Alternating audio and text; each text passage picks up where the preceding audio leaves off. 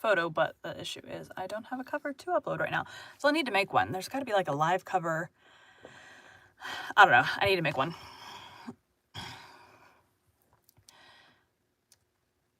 Today we'll be continuing Rilla of Ingleside by Lucy Maud Montgomery. Chapter 16, Realism and Romance. "Warsaw has fallen," said Dr. Blythe with a resigned air, as he brought the mail in one warm August day. Gertrude and Mrs. Blythe looked dismally at each other, and Rilla, who was feeding Jims a Morganized diet from a carefully sterilized spoon, laid the said spoon down on his tray, utterly regardless of germs, and said, "Oh, dear me," in as tragic a tone as if the news had come as a thunderbolt instead of being a foregone conclusion from the preceding week's dispatches. They had thought they were quite resigned to Warsaw's fall, but now they knew they had, as always, hoped against hope. "Now let us take a brace," said Susan. "It is not the terrible thing we have been thinking. I read a dispatch 3 columns long in the Montreal Herald yesterday. That proved that Warsaw was not important from a military point of view at all. So let us take the military point of view, Doctor dear." "I read that dispatch too, and it has encouraged me immensely," said Gertrude. "I knew then and I know now that it was a lie from beginning to end. But I am in that state of mind where even a lie is a comfort, providing it is a cheerful lie." "In that case, Miss Oliver dear, the German official reports ought to be all you need," said Susan sarcastically. "I never read them now because they make me so mad I cannot put my thoughts properly on my work after a dose of them. Even this news about Warsaw has taken the edge off my afternoon's plans. Misfortunes never come singly. I spoiled my baking of bread today, and now Warsaw has fallen, and here is little Kitchener bent on choking himself to death." Jims was evidently trying to swallow his spoon, germs and all. Rilla rescued him mechanically and was about to resume the operation of feeding him when a casual remark of her father's sent such a shock and thrill over her that for the second time she dropped that doomed spoon.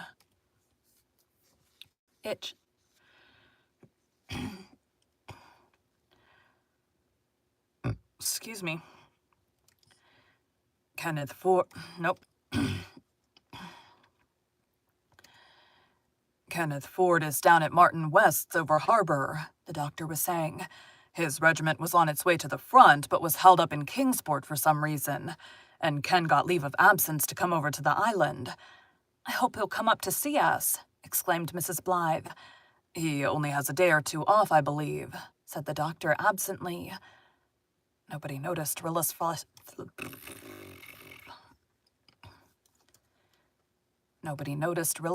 face and trembling hands. Even the most thoughtful and watchful of parents do not see everything that goes on under their very noses.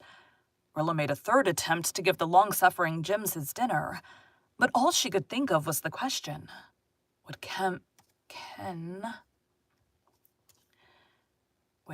come to see her before he went away? She had not heard from him for a long while. Had he forgotten her completely?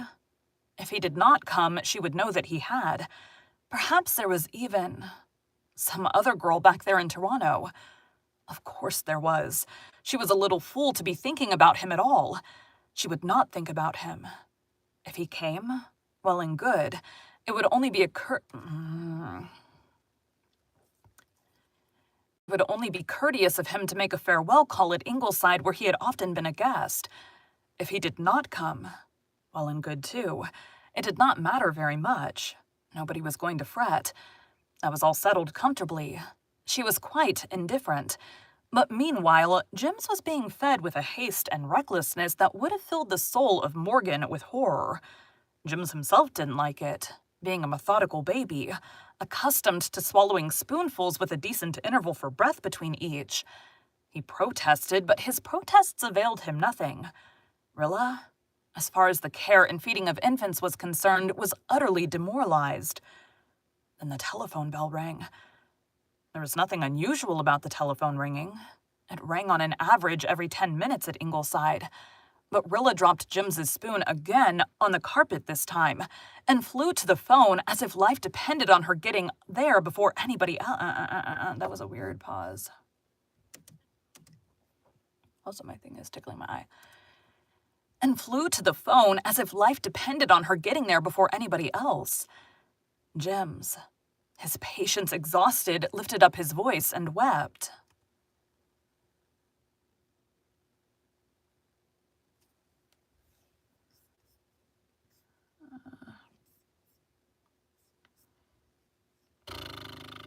Which voice did he use?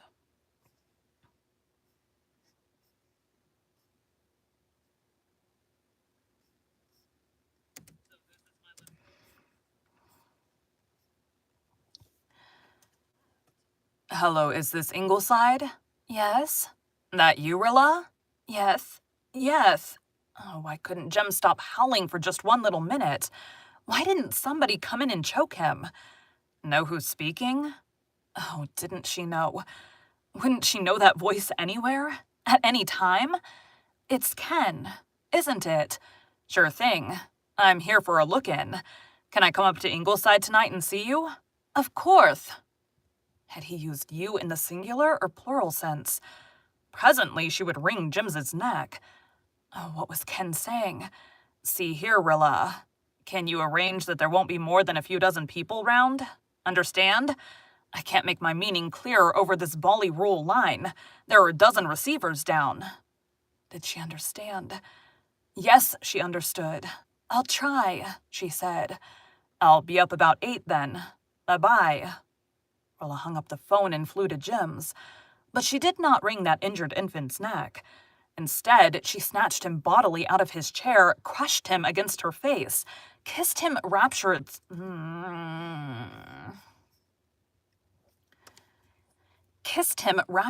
on his milky mouth and danced wildly around the room with him in her arms.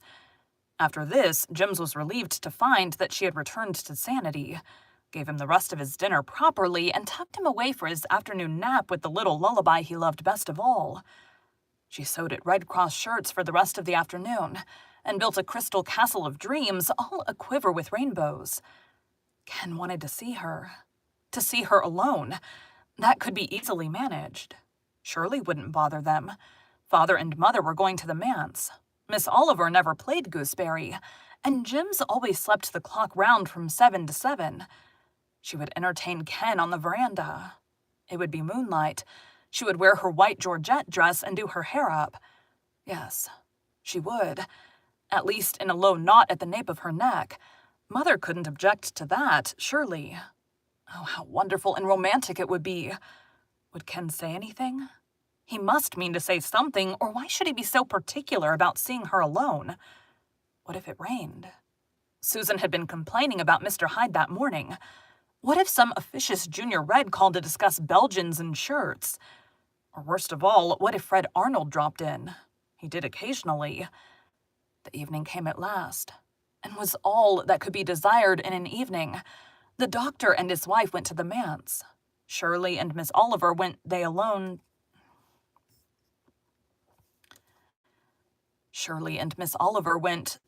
knew where. Susan went to the store for household supplies, and Jims went to dreamland.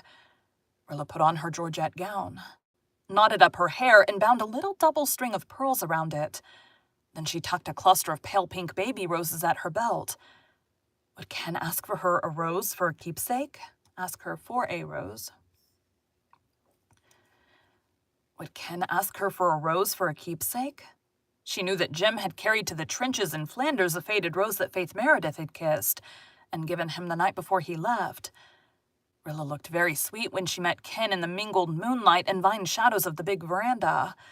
The hand she gave him was cold, and she was so desperately anxious not to lisp that her greeting was prim and precise. How handsome and tall Kenneth looked in his lieutenant's uniform. It made him seem older, too. So much so that Rilla felt rather foolish. Hadn't it been the height of absurdity for her to suppose that this splendid young officer had anything special to say to her? Little Rilla Blythe of Glen St. Mary. Likely she hadn't understood him after all.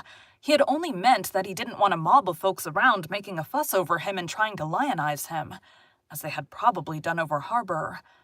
Yes, of course that was all he meant. And she, little idiot, had gone and vainly imagined that he didn't want anybody but her. And he would think she had maneuvered everybody away so that they could be alone together. And he would laugh to himself at her. "This is better luck than I hoped for," said Ken, leaning back in his chair and looking at her with very unconcealed admiration in his eloquent eyes. "I was sure someone would be hanging about, and it was just you I wanted to see, Rilla, my Rilla." Rilla's dream castle. Rilla's dream castle flashed into the landscape again. This was unmistakable enough, certainly. Not much doubt as to his meaning here. "There aren't so many of us to poke around as there used to be," she said softly. "No, that's so," said Ken gently. "Jim and Walter and the girls away. It makes a big blank, doesn't it? But..." He leaned forward until his dark curls almost brushed her hair. "Doesn't Fred Arnold try to fill the blank occasionally? I've been told so." At this moment, before Rilla could make any reply, Jims began to cry at the top of his voice in the room whose open window was just above them. Jims, who hardly ever cried in the evening. Moreover, he was crying, as Rilla knew from experience, with a vim and energy that betokened that he had been already whimpering softly unheard for some time, and was thoroughly exasperated. When Jims started in crying like that, he made a thorough job of it. Rilla knew that there was no use to sit still and pretend to ignore him. He wouldn't stop. And conversation of any kind was out of the question when such shrieks and howls were floating over your head. Besides, she was afraid Kenneth would think she was utterly unfeeling if she sat still and let a baby cry like that. He was not likely acquainted with Morgan's invaluable volume. She got up. "Jims has had a nightmare, I think. He sometimes has one, and he's always badly frightened by it. Excuse me for a moment." Rilla flew upstairs, wishing, quite frankly, that soup tureens had never been invented. But when Jims, at sight of her, lifted his arms entreatingly and swallowed several sobs, with tears rolling down his cheeks, resentment went out of her heart. After all, the poor darling was frightened. She picked him up gently and rocked him soothingly until his sobs ceased and his eyes closed. Then she essayed him to lay down in his crib. Jims opened his eyes and shrieked a protest. This performance was repeated twice. Rilla grew desperate. She couldn't leave Ken down there alone any longer. She had been away nearly half an hour already. With a resigned air, she marched downstairs, carrying Jims, and sat down on the veranda. It was no doubt a ridiculous thing to sit and cuddle a contrary war baby when your best young man was making his farewell call, but there was nothing else to be done. Jims was supremely happy. He kicked his little pink-soled feet rapturously out under his white nightie and gave one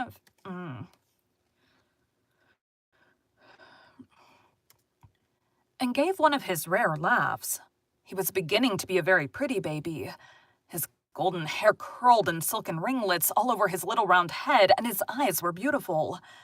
"He is a decorative kitty, all right, isn't he?" said Ken. "His looks are very well," said Rilla bitterly, as if to imply that they were much the best of him. Jims, being an astute infant, sensed trouble in the atmosphere, and realized that it was up to him to clear it away. He turned his face up to Rilla, smiled adorably, and said clearly and beguilingly, "Will." No, baby talk. "Will. It was the very first time he had spoken a word or tried to speak. Rilla was so delighted that she forgot her grudge against him. She forgave him with a hug and kiss. Jims, understanding that he was restored to favor, cuddled down against her, just where a gleam of light from the lamp in the living room struck across his hair and turned it into a halo of gold against her breast. Kenneth sat very still and silent, looking at Rilla, at the delicate girlish silhouette.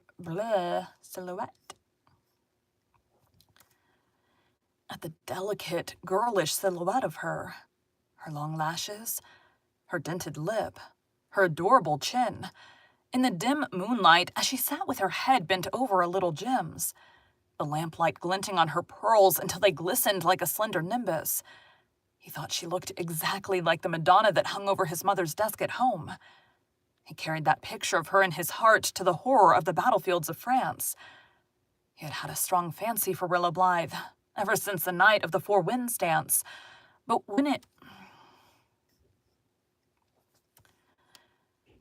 it was when he saw her there, with little gems in her arms, that he loved her and realized it. And all the while poor Rilla was sitting, disappointed and humiliated, feeling that her last evening with Ken was spoiled, and wondering why things always had to go so Dang it! And wondering why things always had to go so contrarily outside of books. She felt too absurd to try to talk. Evidently Ken was completely disgusted too, since he was sitting there in such stony silence. Hope revived momentarily when Gems went thoroughly so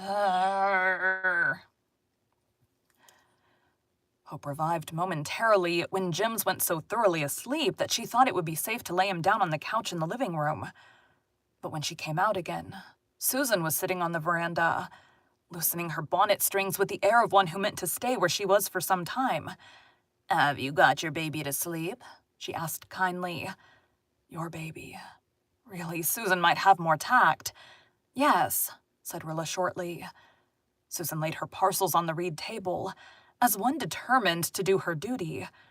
She was very tired, but she must help Rilla out. Here was Kenneth Ford, who had come to call on the family, and they were all unfortunately out, and the poor child had had to entertain him alone. But Susan had come to her rescue. Susan would do her part, no matter how tired she was. "Dear me, how you have grown up," she said, looking at Ken's 6 feet of khaki uniform without the least awe.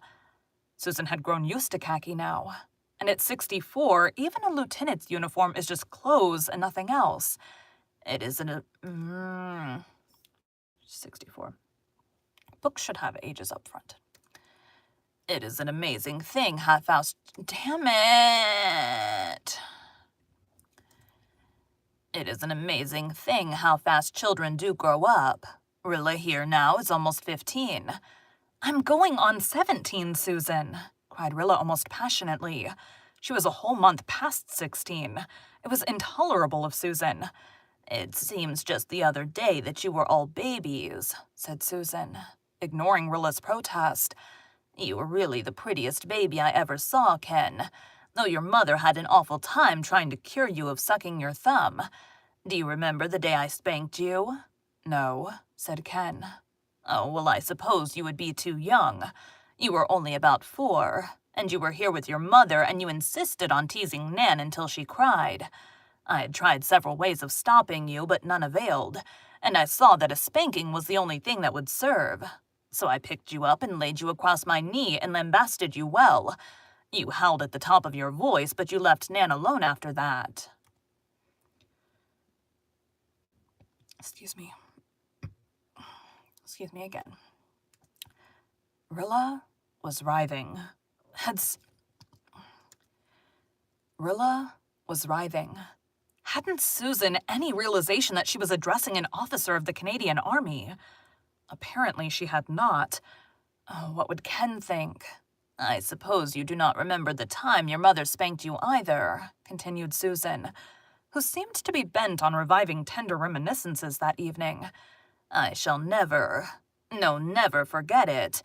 She was up here one night with you when you were about 3, and you and Walter were playing out in the kitchen yard with a kitten. I had a big puncheon of rainwater by the spout, which I was reserving for making soap, and you and Walter began quarreling over the kitten. Walter was at one side of the puncheon, standing on a chair holding the kitten, and you were standing on the kitten and you were standing on... not the kitten. And you were standing on a chair at the other side. You leaned across that puncheon and grabbed the kitten and pulled. You were always a great hand for taking what you wanted without too much ceremony. Walter held on tight, and the poor kitten yelled, but you dragged Walter and the kitten half over, and then you both lost your balance and tumbled into that puncheon, kitten and all. If I'd not been on the spot, you would both have been drowned." If I'd not been on the spot, you would both have been drowned. I flew to the rescue and hauled you all three out before much harm was done, and your mother, who had seen it all from the upstairs window, came down and picked you up, dripping as you were, and gave you a beautiful spanking. Ah, said Susan with a sigh.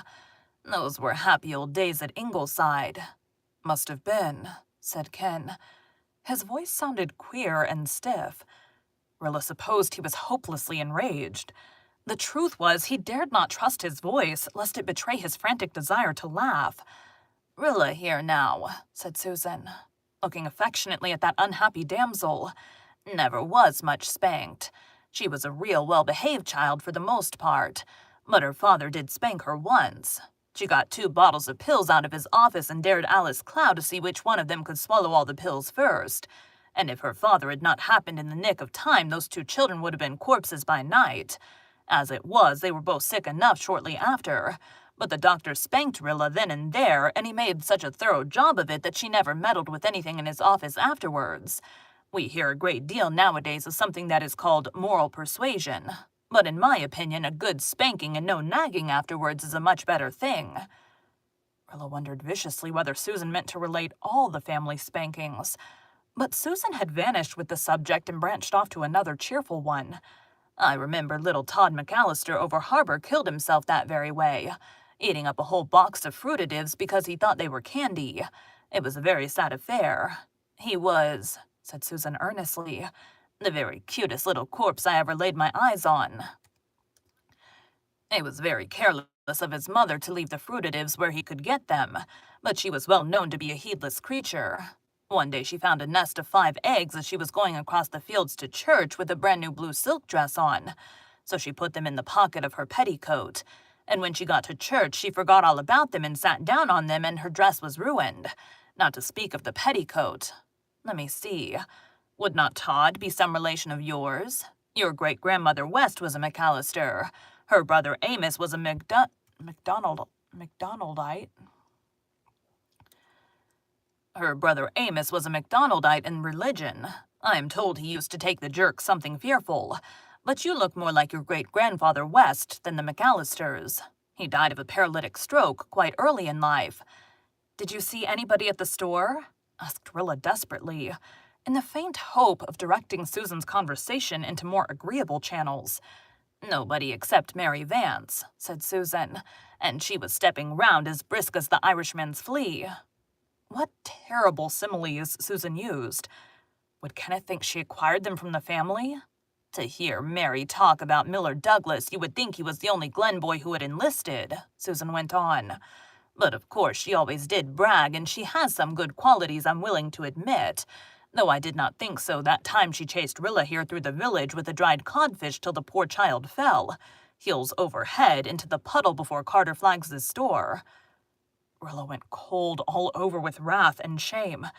Were there any more disgraceful scenes in her past that Susan could rake up? As for Ken, he could have howled over Susan's speeches, but he would not so insult the duenna of his lady.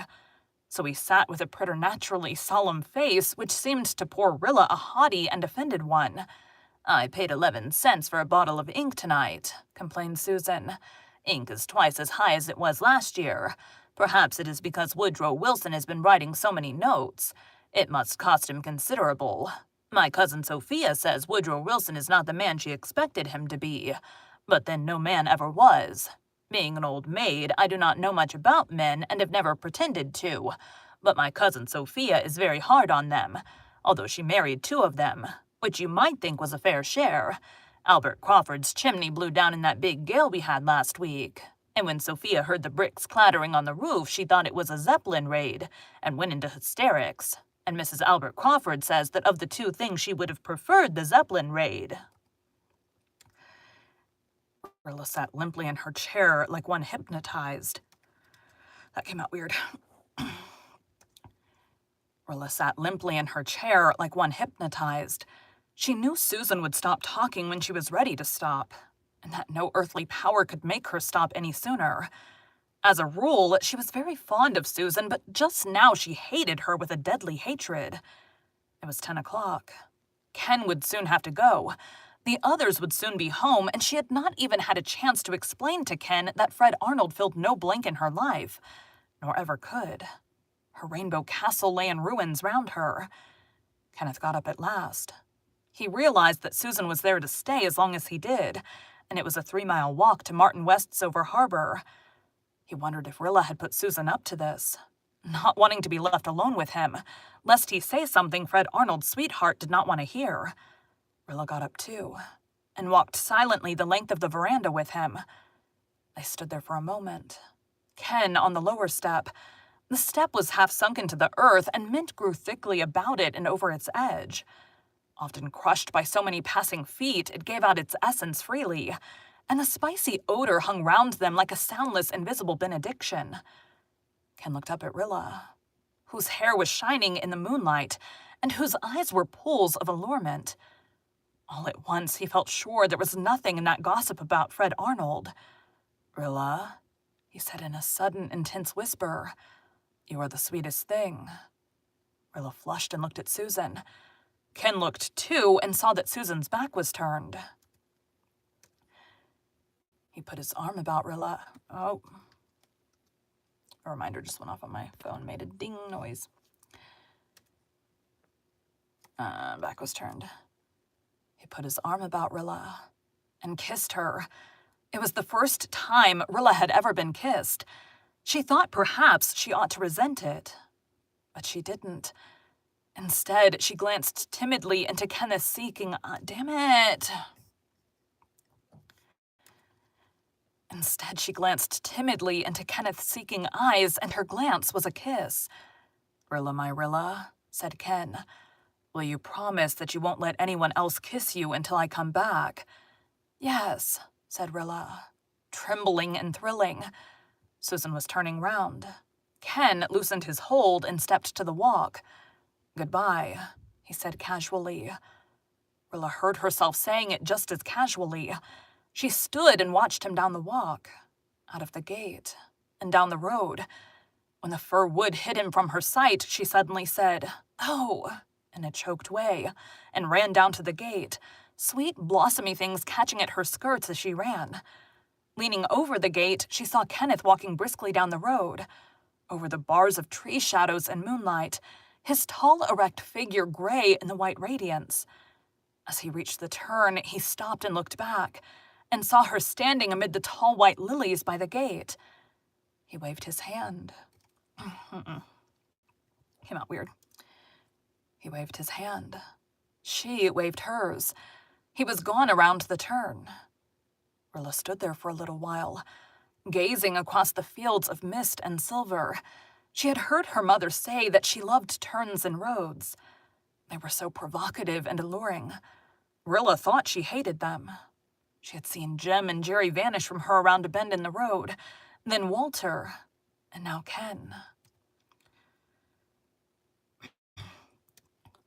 Brothers and playmate and sweetheart, they were all gone. Never, it might be, to return. Yet still the piper piped, and the dance of death went on. When Rilla walked slowly back to the house, Susan was still sitting by the veranda table, and Susan was sniffing suspiciously. "I've been thinking, Rilla dear, of the old days in the House of Dreams, when Kenneth's mother and father were courting and Jim was a little baby, and you were not born or thought of. It was a very romantic affair, and she and your mother were such chums. To think I should have lived to see her son going to the front. As if she had not had enough trouble in her early life without this coming upon her. But we must take a brace and see it through." All Rilla's anger against Susan had evaporated, with Ken's kiss still burning on her lips, and the wonderful significance of the promise he had asked thrilling her heart and soul. She could not be angry with anyone. She put her slim white hand into Susan's